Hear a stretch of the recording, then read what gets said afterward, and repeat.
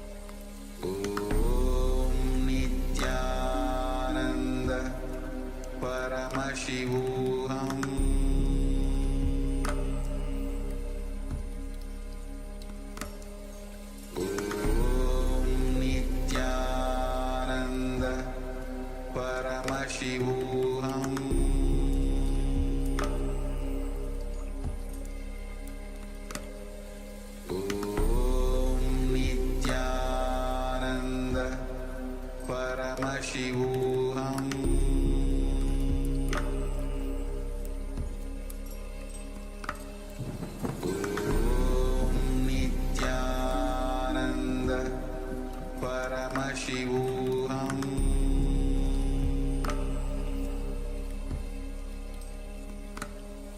Om Nithyananda Paramashivoham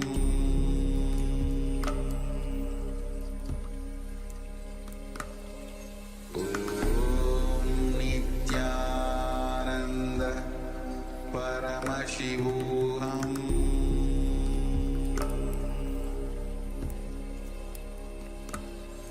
Om Nithyananda Paramashivoham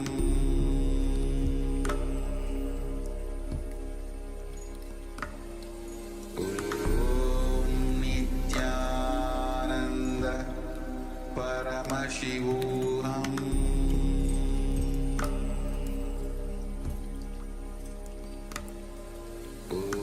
Om Nithyananda Paramashivoham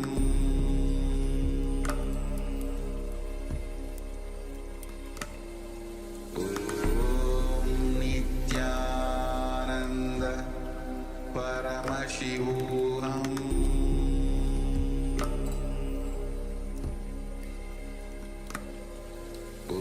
Om Nithyananda Paramashivoham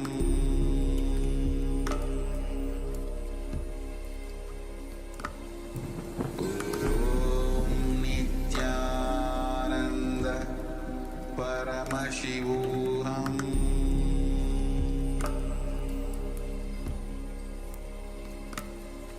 Om Nithyananda Paramashivoham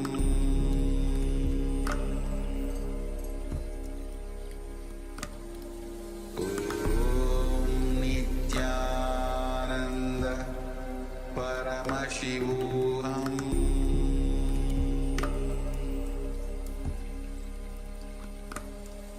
Om Nithyananda Paramashivoham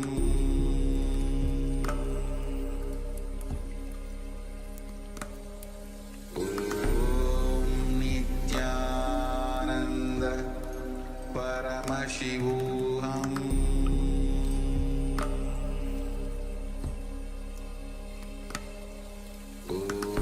Om Nithyananda Paramashivoham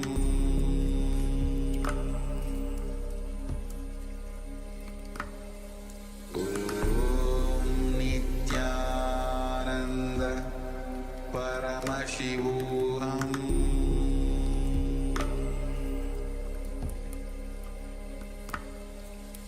Om Nithyananda Paramashivoham Om Nithyananda Paramashivoham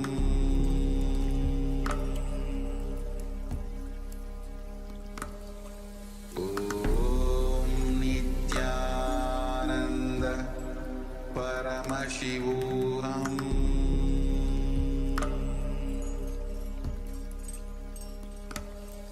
Om Nithyananda Paramashivoham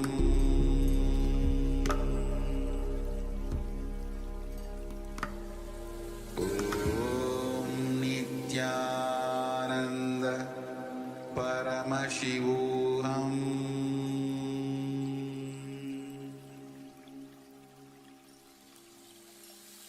I bless you all.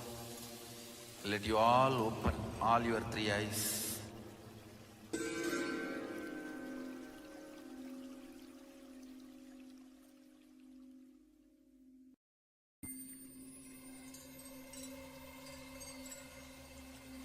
I welcome you all with my love and respect. Let you all open all your three eyes. Om Nithyananda Paramashivoham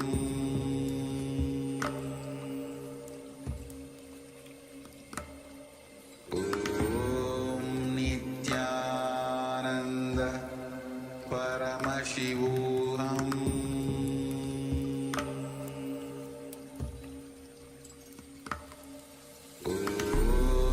Nithyananda Paramashivoham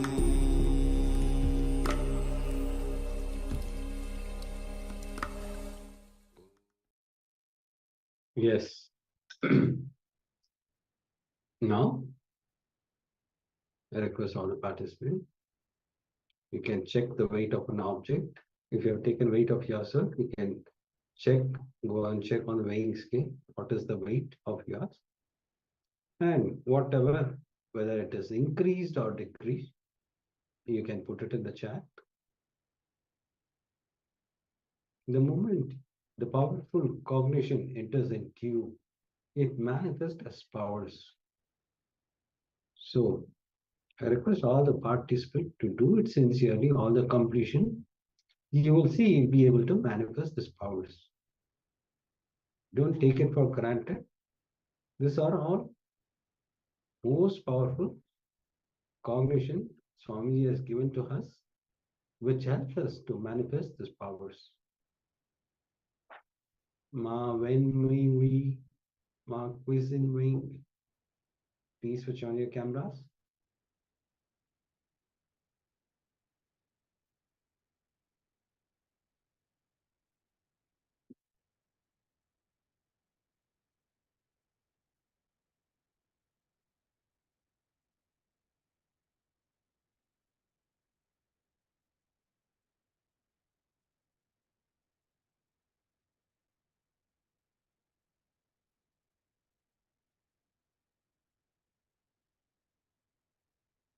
Yes. Now, let us enter into the powerful satsang song, Swamiji. I request all the participants to have the book and pen along with you, so that depend on all the powerful cognition received during the session. This will also help you to manifest the powers. The more and more you imbibe the powerful cognition, the more and more you'll be able to manifest these powers. Yes, we're going to first enter into a meditation. We're going to meditate on the light within. So let's all settle down, sit in a calm and quiet space. Maybe close your door, close your windows. If there's any noise outside, as Swamiji is going to guide all of you. Yes. Now, let us enter into the session.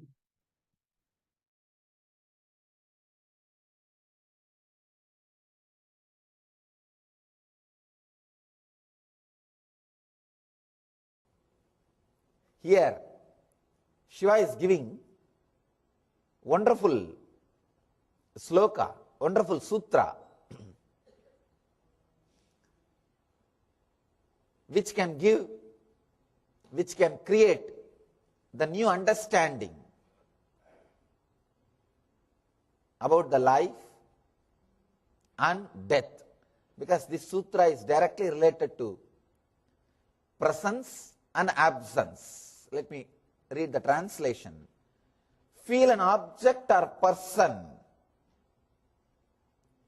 The presence in front of you means that touch or by seeing through your eyes. Feel the presence.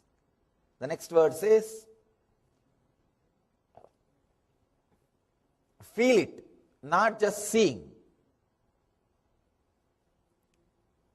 Next step, feel the absence of all other objects but this one. Understand? Step by step. Let me give the translation. Feeling the presence of an object or a person. Second step, feeling the absence of other objects. First, feeling the presence of one object or a person.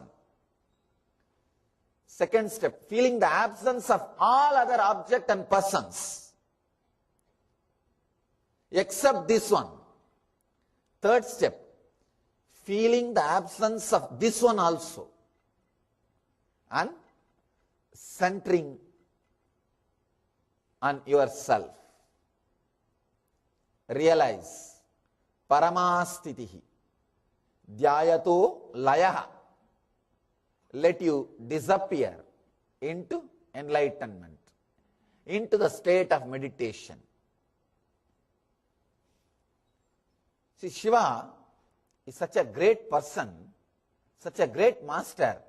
He gives techniques for all kinds of human beings and all situations. Yesterday, the technique is for people who are in pain or suffering. Today, the technique is for people who are in love on the way to pain.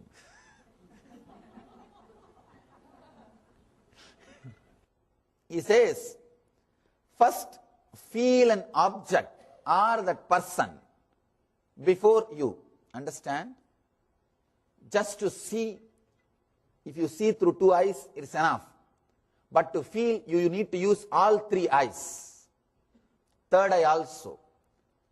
If you see the kids seeing the rose or a teddy bear, you see how the kid feels the teddy bear. He doesn't just see, he feels it. You can see how his eyes become big. Almost he feels connected to the teddy bear. He feels completely connected. If you try to take it away, you will see the fun. You will see the drama he creates. He feels that the toy is just part of him. So you need to feel that close with some object or that person. It will happen only when your third eye opens, means only when your logic is absent. You can see when you are in love with somebody, when you are in love with some object, your eyes will be bright when you look at that person. Practically your whole being will be looking through your eyes. Through your eyes. You will feel it. First sit with that person or the object, just feel it.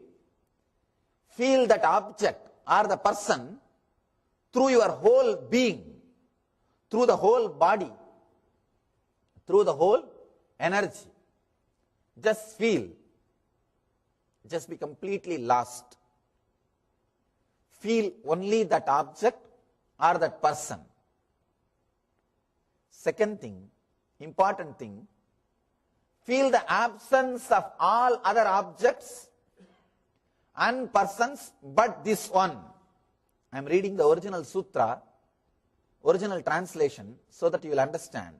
Actually, this sutra can be translated in so many ways. I really feel sorry for my poor translation because I don't have more words. The sutra has to be understood from 4 or 5 dimensions.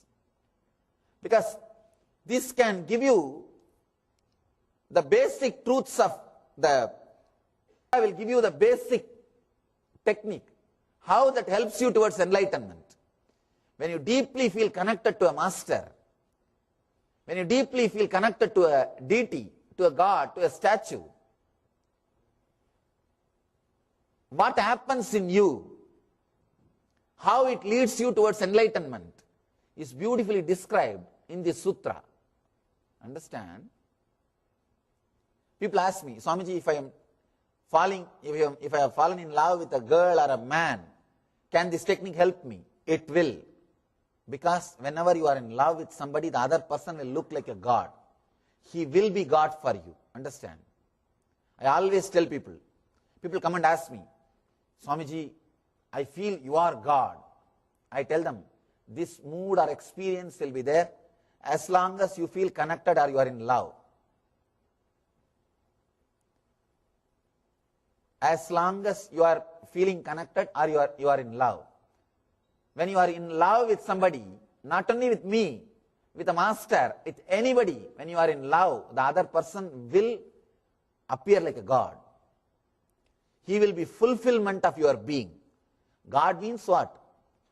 Your fulfillment. Your fulfillment is what we call God. What you feel as your fulfillment is your God, Ishta Devata. That is your chosen ideal. When you are in love with the Master, He appears as God. He will be God. I always tell people, when you are in love with me, not only I will appear as God, you will see all miracles which God will do will be happening through me. But when that love or feeling connected goes away, when you don't have that, you will not see any miracle through me.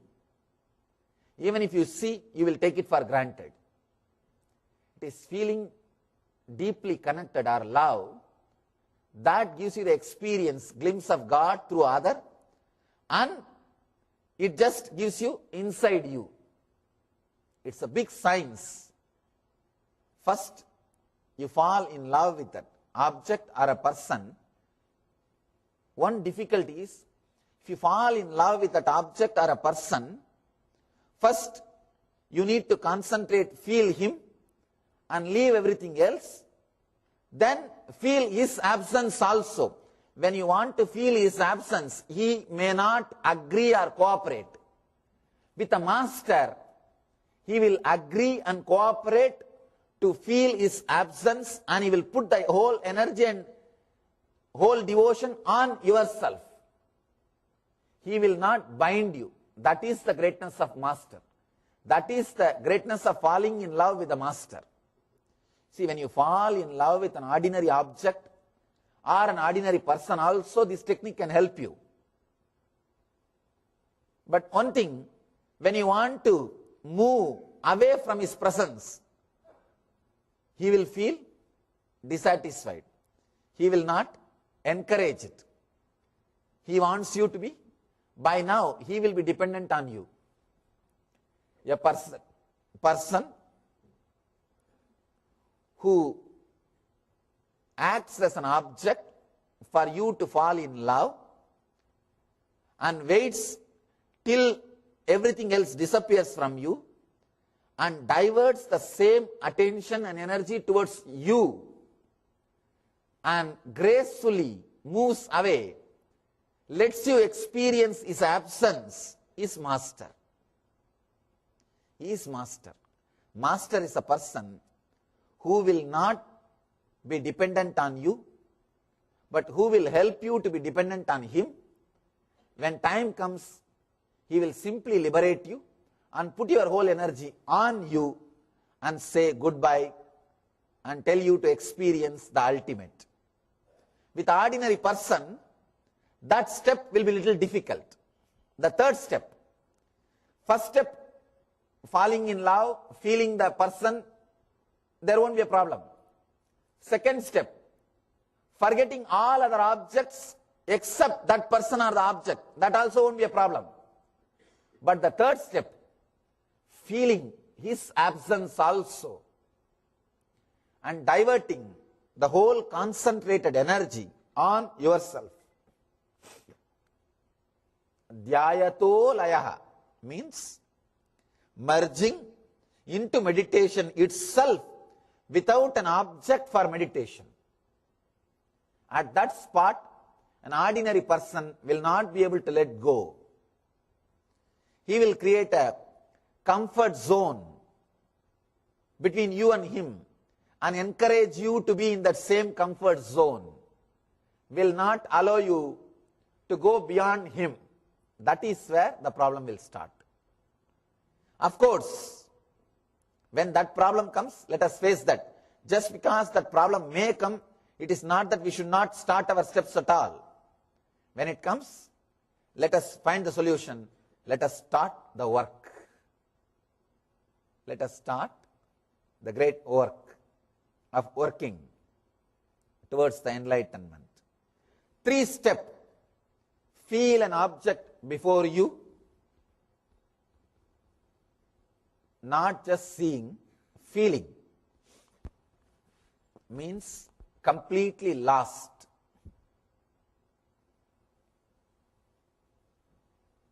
Feel the absence of all other objects and persons but this one.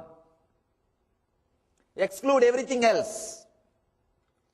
Just be completely lost with that one person or with that one object. Let there not be anything else. Exclude.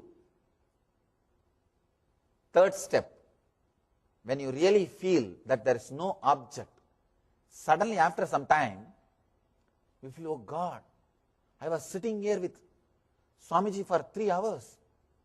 And suddenly after the lecture you wake up, not from sleep. You think, oh God, there are so many people around me.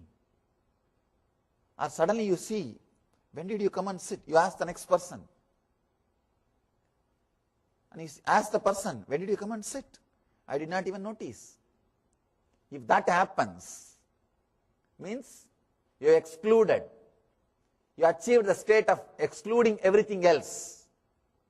Then you need to go to the third step. Means now unclutch from master also.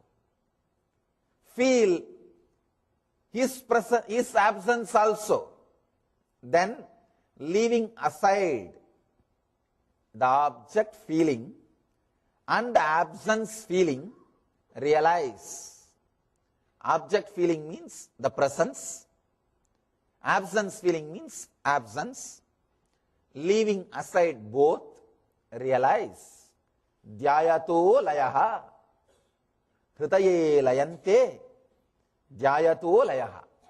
Means now let you realize, let you disappear just in yourself. This sutra, if it is understood, it will give you the basic signs of devotion, basic signs of falling in connection or in deep devotion with a master, or even feeling connected to a deity, to a murti. See, in Ramakrishna's case, he was so connected to the Kali murti, he felt that murti was alive. Just now, few months ago, I went and saw that murti. When I saw that, it was such a overflowing, such a fulfilled feeling. Just a 3 feet stone can give enlightenment. See the amazing thing. It's not more than 3 feet murti, just 3 feet murti. Black stone. It can give enlightenment. He was so strongly connected. First the feeling of the object happened. Then the exclusion, means leaving all other objects, that also happened. He used to sit in front of that murti for hours. If he starts doing arti, people will start moving away because he won't end. If some people start speaking, you don't know when they will end. If he starts doing arti, you don't know when he will end. People will start going away. Second step also happened. The third step happened when he became enlightened. Third step means feeling the absence, means leaving even that form happened to him. Only then he became enlightened. Because when Totaburi came, his guru, enlightened master came, he said, I will initiate you. Ramakrishna said, yes, you initiate me. Totaburi said, now concentrate on the Anya. He gave a technique. And put your whole energy on yourself. Ramakrishna said, no. The moment I close my eyes, I see Devi. My Devi, I feel her presence. Totaburi says, that is nice. You have come to the second step. Nothing wrong. But now you need to go to the third step. Go beyond the form. Cut that murti. Cut that form. Ramakrishna says, what? How can I? I cherish this form. Throughout my life, I worshipped this form, respected, felt so deeply connected. How can I cut this form? Totaburi says, no, unless you cut, you won't experience the next step. Then finally Ramakrishna agrees. And he says, I visualized my knowledge as the sword and cut the form of Devi, means disconnected myself, felt the absence, ready to divert myself to my center. See, directly you can't connect yourself with your center. First you need to use the outer object, presence, then absence, then you will be enlightened. Then Ramakrishna says, the moment I cut that form, destroyed that form, suddenly something opened in me. I am lost in samadhi, enlightenment. That moment he became enlightened. Understand, feel an object, even ordinary relationship, falling in love can raise you to enlightenment. With this one technique, feel that object or the person intensely, exclude everything else. Feel the absence of all other objects, only that object or that person's presence, then move away even from that person or the object. Feel the presence, feel the absence. Suddenly you will see you are centered on you, on your deeper self, on your consciousness, on your very being. Feel an object before you. Feel the absence of all other objects or persons but this one. Then leaving aside the object feeling and the absence feeling, realize dhyayanto layaha, let you relax, let you disappear, let you merge into the state of meditation or enlightenment. Try this technique. This you can do only with some person or object, so you won't be able to do now. First of all, we can't disclose with whom we are in love or with what object we are in love. It is such a personal, intimate thing. You can do it only alone with your private space. In your private space, try, if you are in love with some object or the person, try this technique.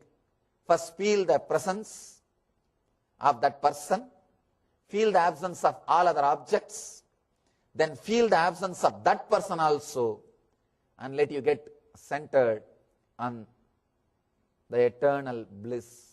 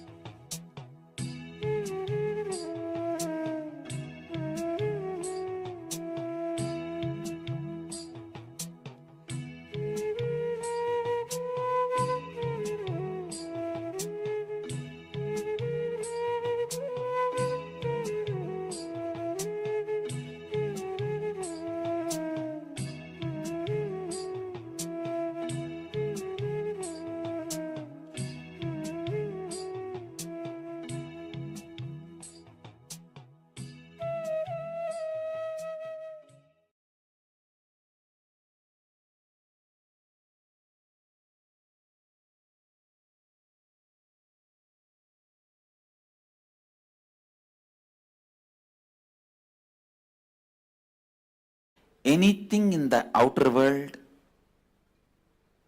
can be achieved when you work for it. Wealth, if you work for it, you will get it. Relationships, if you work for it, you will get it. But in the inner world, anything you want, you have to work from it. If you want to have Advaitic experience, you have to work from the Advaitic space. If you want Bhakti experience, you have to work from the Advaitic Bhakti space. But in both, you have to work. Understand? But both you have to work. In the inner world, don't think just if you carry the space, you will achieve it. No. Only when you operate from that space again and again, you will know the strength of the space and you will strengthen that space.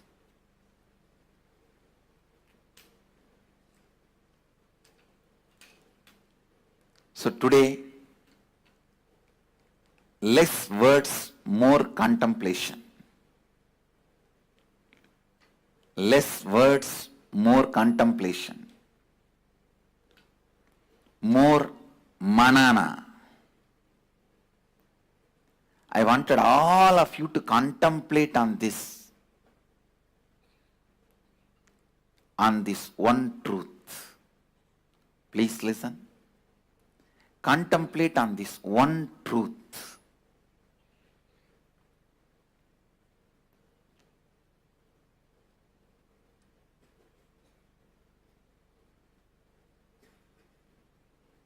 Contemplate on this one truth.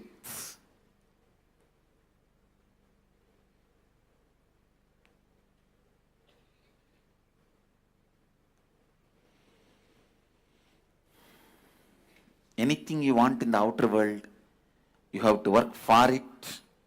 Anything you want in the inner world, you have to work from it. If you want living Advaita in the inner space, you have to continuously be active, alive, work from the space of Advaita.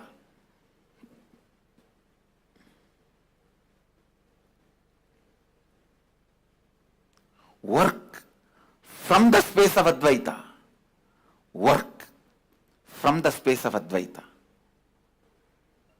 Drive yourself from the space of Advaita. Let the self-driving happen from the self. Self-driving happening from the self is what I call enlightenment.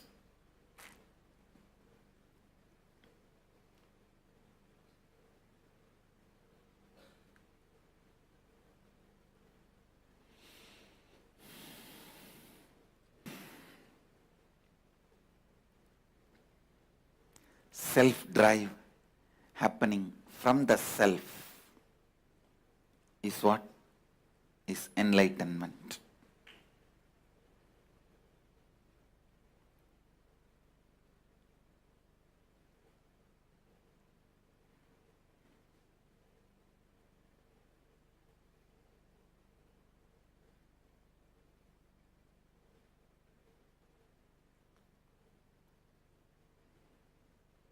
Contemplate on these few words today.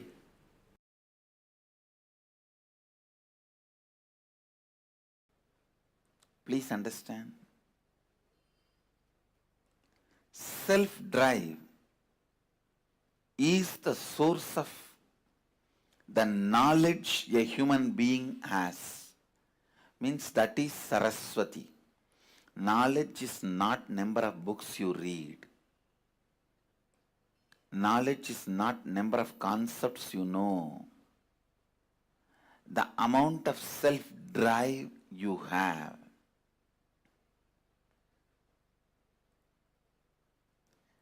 Understand, giving a right context to the self-drive is only the job of Saraswati, knowledge.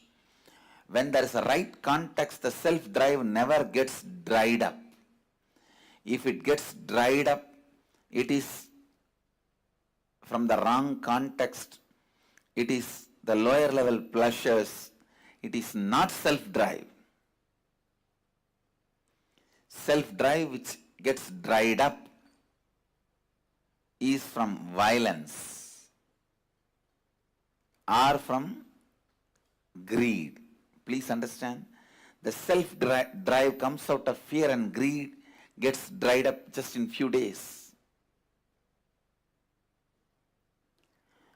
Giving the right context for your self-drive is the job of Saraswati. All the knowledge, the reason for all the knowledge, reason for all the books, reason for all the knowledge transmission mechanism is to give you the right context for your self-drive. To give the right context for your self-drive.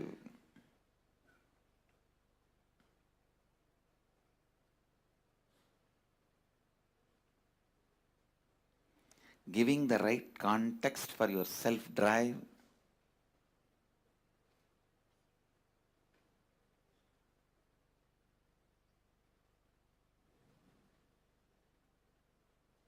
is the source, purpose, reason, cause, sole cause of your knowledge. Self-drive is the one and only wealth you can carry from one birth to another birth. Please understand, currency to US currency. If you want to come from US to India, you have to change US currency to Indian currency. The same currency will not be useful in the other country. Same way, when you leave the body,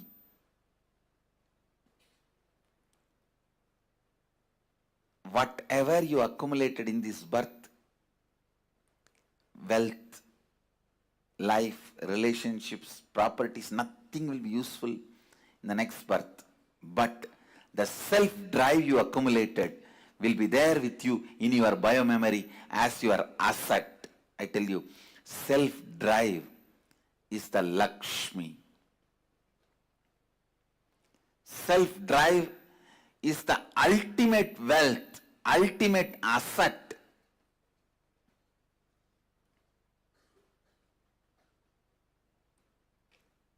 Anyone can accumulate, anyone can acquire. Uttared atmanatmanam atmanam avasadayet. This is the exact interpretation I will give.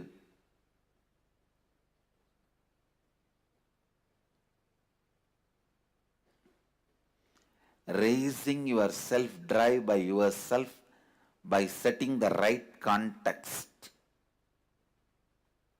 You will be a great friend for yourself. If you can't raise your self-drive by yourself, by setting the right context, you are the greatest enemy for you. It is the self-drive that makes you king or beggar. It is the self-drive that gives you self-respect or not. It's a self-drive that gives you the ability to exist. That is a self-drive that gives you the strength to live. Self-drive is the love for life. Self-drive is the devotion for life. Self-drive is commitment towards life.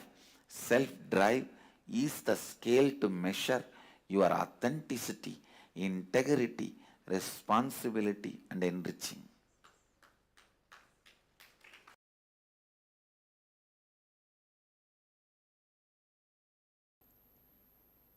Look into you and see whatever patterns,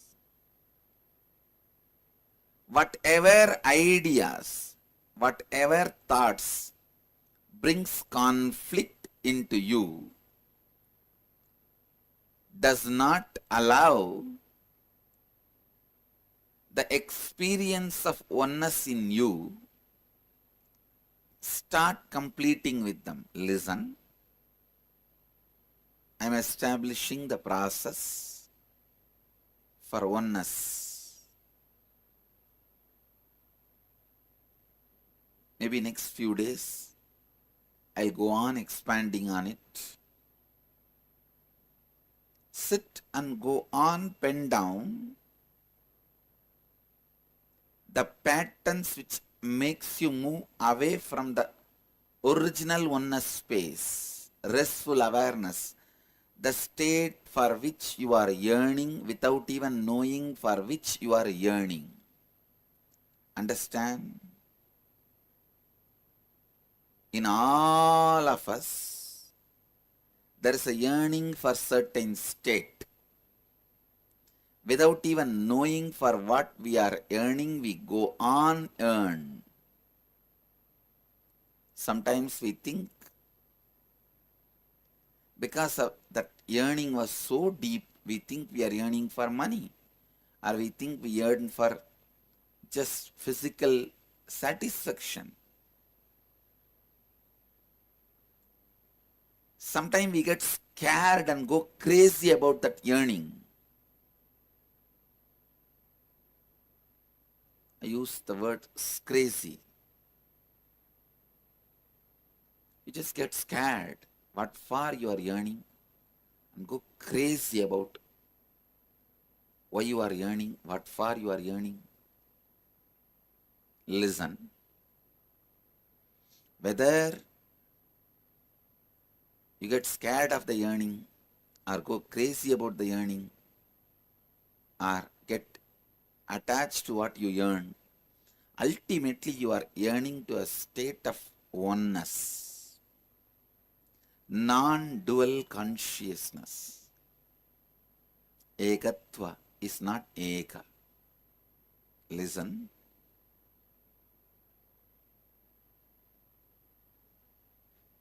Oneness is God, God is not one. Be very clear.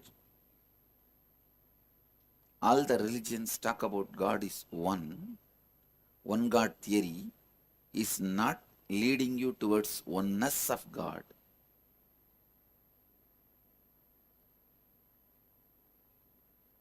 So I am not accepting the concept that God is one, or theology God is one, but I am very clear the fact that reality is God is oneness.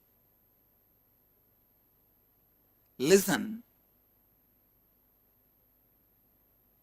God is oneness, and you are constantly yearning for that oneness which is in you, or you are part of that oneness. Sit and pen down all the patterns which makes you feel you are away from that oneness, which makes you move you out of that oneness. If you start penning down the idea, I am the body, that usually makes you move out of that oneness.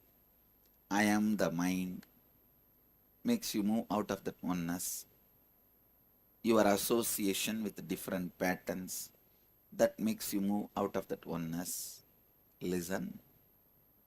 But solution is not, I am not the body. That is the biggest mistake most of the Vedantis do. Immediately they start punishing the body and start declaring, I am not the body, I am not the body. How much ever loudly you shout, scream, I am not the body, your body is only screaming, I am not the body. Even to scream, I am not the body, you associate yourself with the body. It's too funny how the Vedantis commit conceptual suicide. Understand? Conceptual suicide. That's the right word I use. When you learn concepts, but you are not growing in the space of oneness. You learn concepts, theories, but you are not growing into Advaita. I'll call that as a conceptual suicide. Accumulating ignorance in the name of knowledge. Acquiring ignorance in the name of knowledge. I am directly establishing a process for you to experience the non-dual consciousness, the Advaita, the state of Advaita. Today I am not talking about any anasin, metasin. How to remove your headache, knee pain, how to have good relationship with your family or teamily. No, I am not talking any of that. Listen, I am very straight.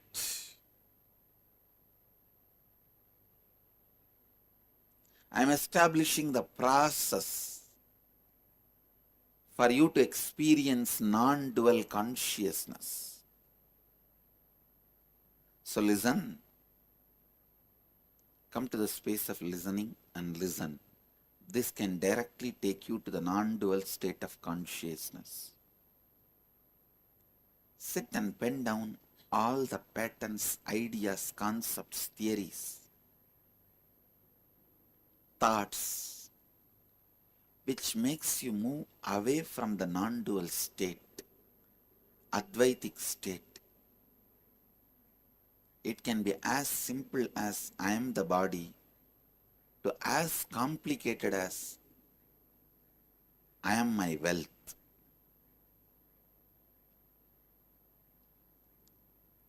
Sometimes people are ready to die but not ready to give up their wealth because their affiliation, association, idea of connection with wealth has become far more deeper than the idea I am the body. Very funny thing. People start eating to be alive, but every year millions of people die because of eating. People start eating to be alive, but every year millions are dying because of overeating. Because by and by they associate themselves with the food more than their body or ability of the body to make the food into life. Their ability to make the food into their life, ability to convert the food into life is far more important than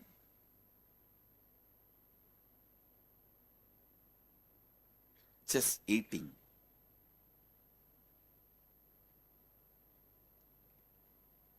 Many times, listen, many times in the attachments and delusions, the purpose is lost. As I said, you start eating for living.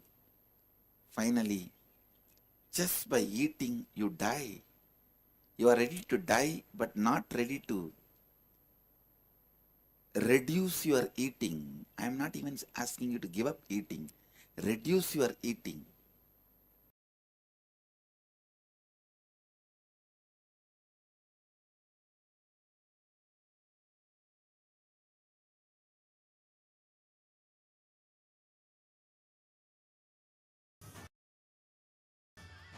For Brahma and Vishnu, early morning, the form of light shaft, means the consciousness which is beyond time and space enters into time and space. Sadashiva declares, let me become many to celebrate myself. So morning, we celebrate celebrate he becoming many. You can see every deity, every god, we go on light the lamp. So each, the Sadashiva himself becomes many. So whole campus we went round. It was such high energy. So again the many become one. Not only spiritually, even socially, this celebration forms a very important part of my life. Because this is the only celebration I enjoyed from my birth, at least in this body.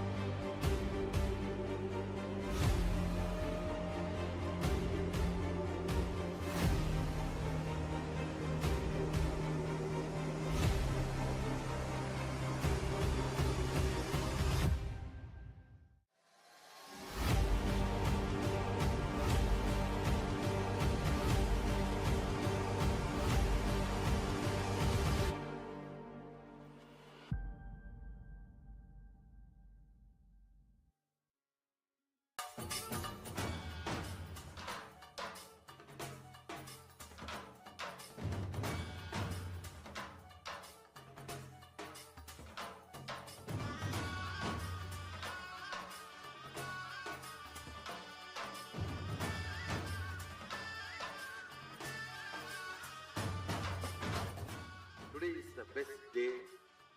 Sadashiva appears for Brahma and Vishnu early morning in the form of light shaft.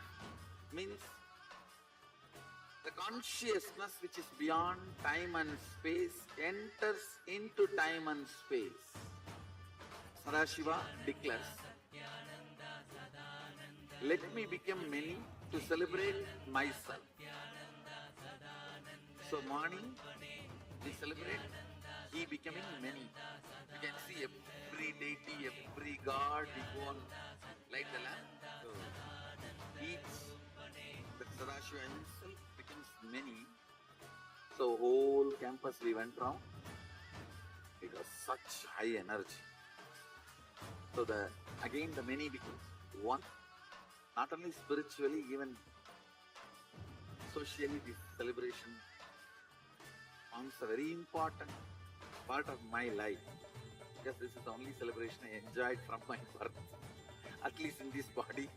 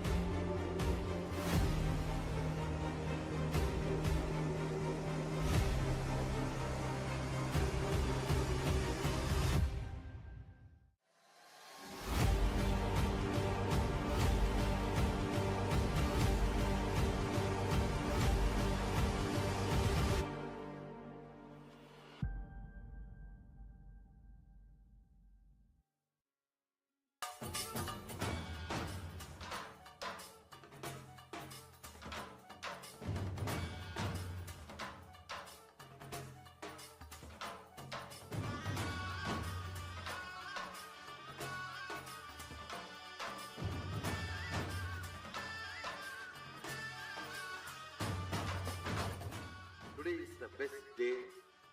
Sadashiva appears for Brahma and Vishnu early morning, the form of light shaft, means the consciousness which is beyond time and space enters into time and space. Sadashiva declares, let me become many to celebrate myself. So morning we celebrate he becoming many.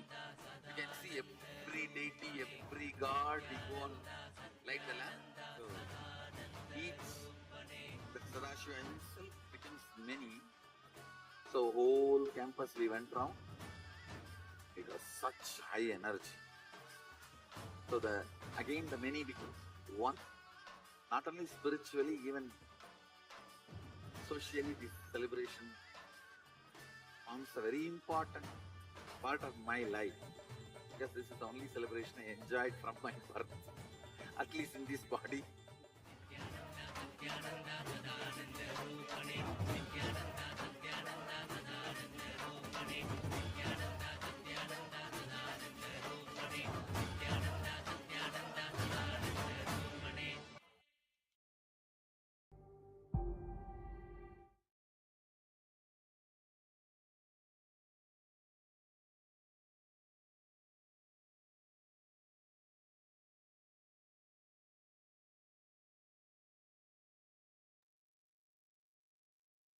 Yes, to this powerful session. Now, let's enter into the internalization exercise.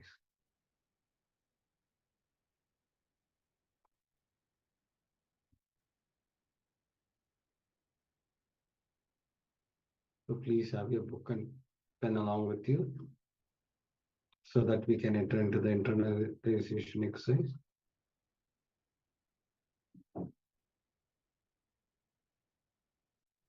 I request all the participants to switch on your cameras so that we can enter into the internalization exercise.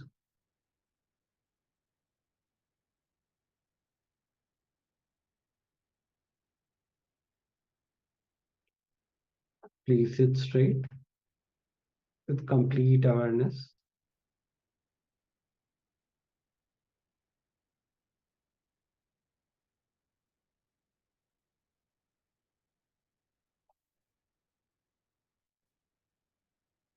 You can see still the cameras are switched off. Please switch on your camera so that we can enter into the exercise.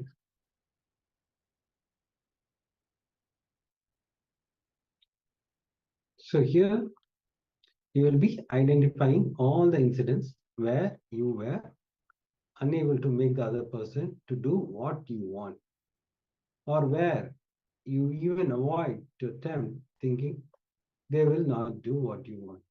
Understand?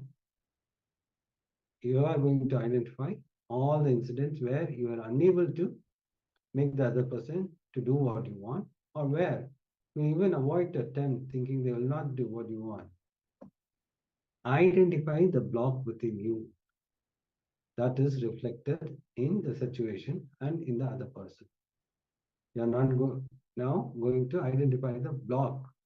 What is the block you carry within you that is reflected in the other person? That in that situation, complete with the earliest instant where you experience this incompletion. So identify the recent incompletion you had with the other person, and you are going to complete with it. Please have your book and pen. Keep chanting the Mahavakya intensely so that you remember whatever the incompletion you had with the other person. Because even this Mahavakya helps you to identify the incompletion. Your mind always block to remember all those things. This Mahavakya is going to help you to identify all the incompletion. So please complete with the earliest instant where you experience this incompletion. Now, let us enter into this exercise.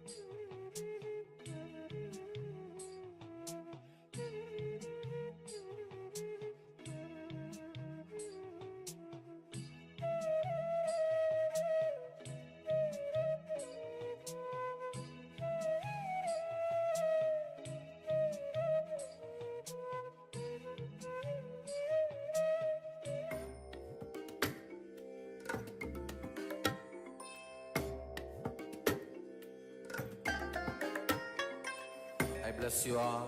Let you all open all your three eyes and manifest the powers of Mahasadashiva. Om Nithyananda Paramashivoham.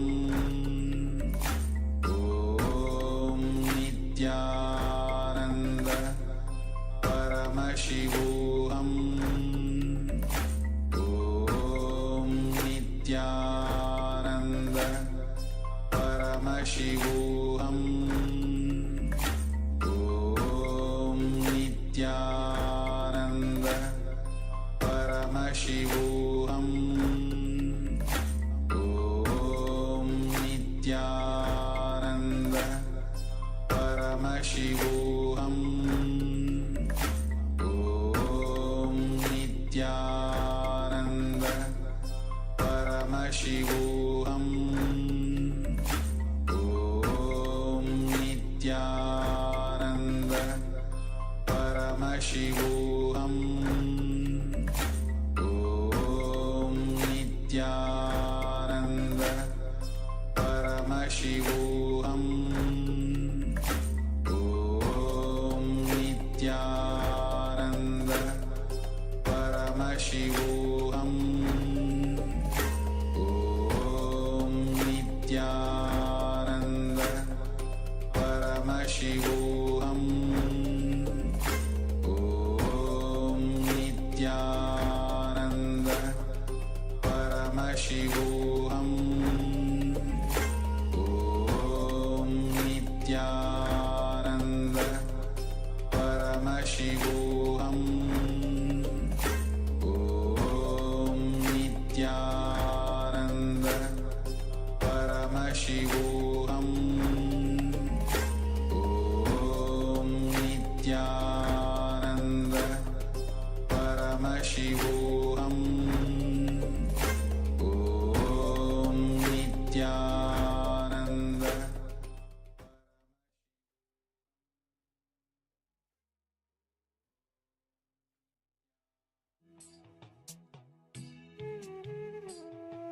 Yes.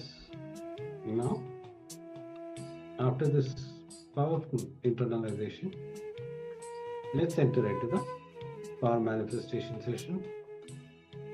I request all the participants to switch on your camera and please sit straight with your head, neck and spine so that we can enter into the power manifestation. Yes, in this round we're going to manifest the power of anima, which means decreasing. We're going to decrease the size of an object. So select any one object, can be maybe a small figurine or a pen, something which is nearby and which is not too large, something that you can measure easily and then compare the size.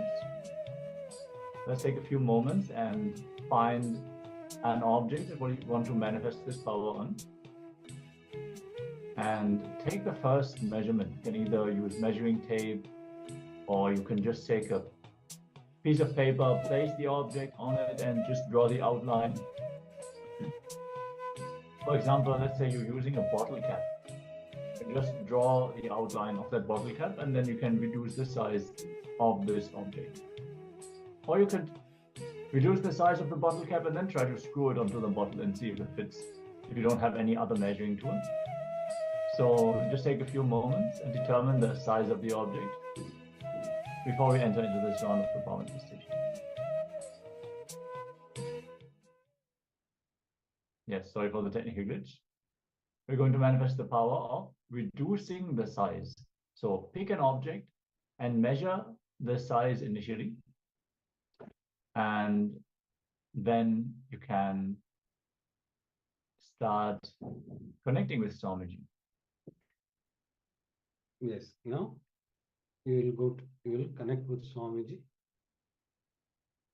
Sit with this powerful cognition and meditate on intensely as visualize Paramashiva has come down in the form of Bhagavan Nithyananda Paramashivoham. Remember Paramashiva in your third eye. Sit with powerful cognition and meditate on it. Then intensely think that you are Nithyananda Paramashiva. Anything else you think as you identity is a delusion. Drop all the doubt and visualize, unclutch from all the thoughts. Intensely chant the Mahavakya. Om Nithyananda Paramashivoham. Om Nithyananda Paramashivoham. Om Nithyananda Paramashivoham. Now, let's enter into this power manifestation. Keep chanting the Mahavakya intensely as we enter into the power manifestation.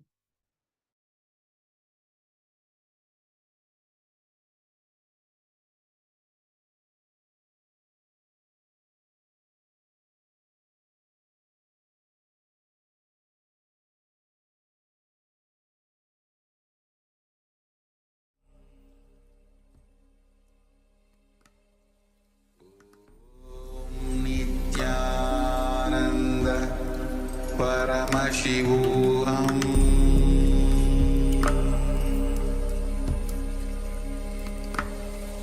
Om Nithyananda Paramashivoham.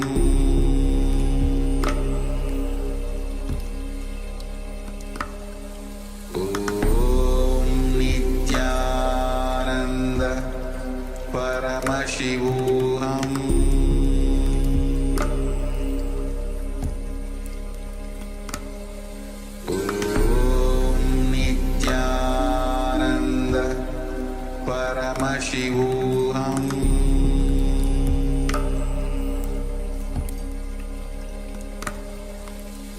Om Nithyananda Paramashivoham.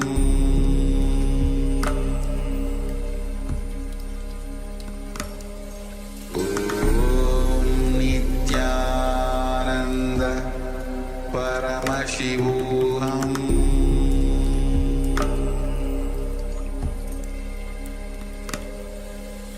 Om Nithyananda Paramashivoham.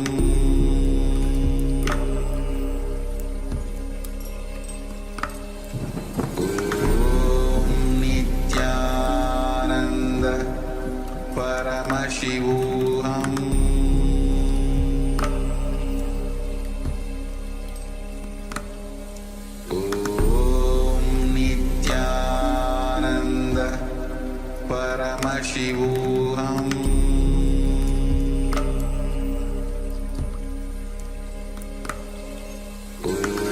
Om Nithyananda Paramashivoham.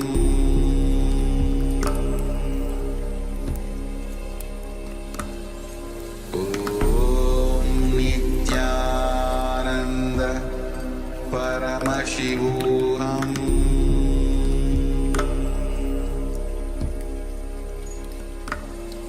Om Nithyananda Paramashivoham.